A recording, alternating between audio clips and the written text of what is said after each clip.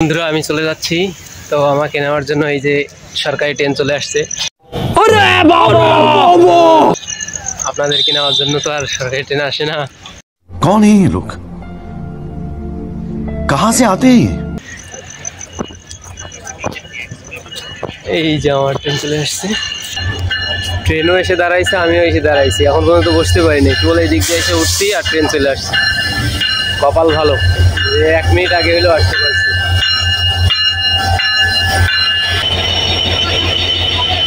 এখন আমি ট্রেনে উঠবো, সবাই ভালো থাকবেন, বিদায় সবাইকে, আসসালামু আলাইকুম।